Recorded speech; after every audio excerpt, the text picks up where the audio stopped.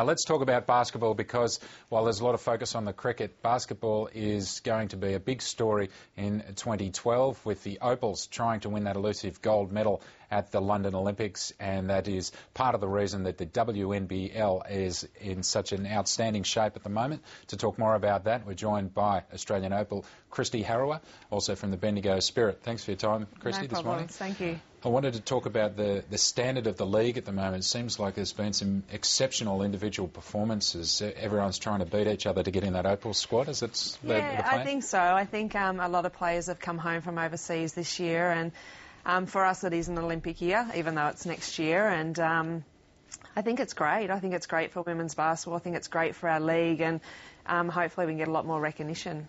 And tell us about your personal situation. You've been in great form. You shot 25 points last week, and you're aiming for your 4th Olympics. Yeah, that's right. It's it's very special. I had to really consider if I wanted to do it or not. Sort of struggled a little bit with the motivation over the last 2 years, but had a great off season and worked with some fitness coaches and did Pilates for the first time in my career, and I'm 36, so it's been good, and I've really enjoyed the off-season, and then I had to make the decision. And I think once people started to talk about London and what the Olympics will be like, it was really special for me to try and get there, and hopefully I can do that and the body will hold up. And there is a lot of decision-making that women have to make in sport too, because you've had to put on hold plans to have kids and all of that sort of stuff that men never had to worry about. Yeah, it'd be nice if the men could have the babies and we could just play, but that's not the case, and I have had to sacrifice, and I've spoken to my husband about it, and he's wanted to have kids, a few years ago, but I just felt that probably at my age it wasn't, it'd be hard to come back, and I didn't know if I'd have the motivation to do that. And I think he was in the same boat as soon as London was started to be talked about, and he really wanted me to go and try and get to my 4th Olympics. A gold medal would help. How's the team shaping up? Yeah, I think it'd be really good if we can, and I think the last Olympics was a really disappointing time for us, because we'd won the 2006 World Championships, and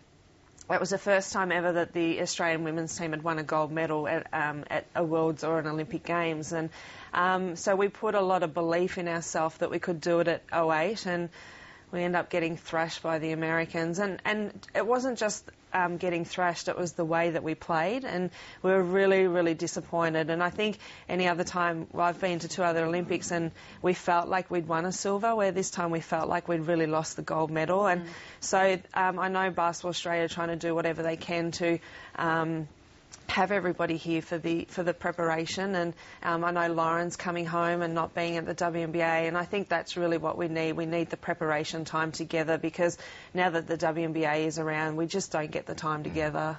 So I understand that spots on the team are going to be very hotly contested. This year, I think. I think we've probably gone the deepest we've ever gone, and the young kids that are coming through, they're exceptional. The way they play with so much confidence and heart, and just, they love the contact, and I think it's going to be really good for our group. So it's not a dead cert that you'll make the team? No, it's not. I mean, even though I've been to 3 other Olympics, and the coaches have said that if my body holds up that I will make the team, but I don't want to think that way. I want to make sure that I go in there and give everything that I got, because for me I'd still like to start if I could. I've started at the last 3 Olympics, and if I can do that at this one, and I know my role will probably change a little bit, but, just be great to be there. And just briefly before you go, what about Bendigo and the situation at the moment? The last few days are talking about some off-court issues. There's always administration and off-field difficulties with sports, particularly in regional towns. What do you say to the fans of Bendigo at the moment? Yeah, it is. It's pretty tough. And I think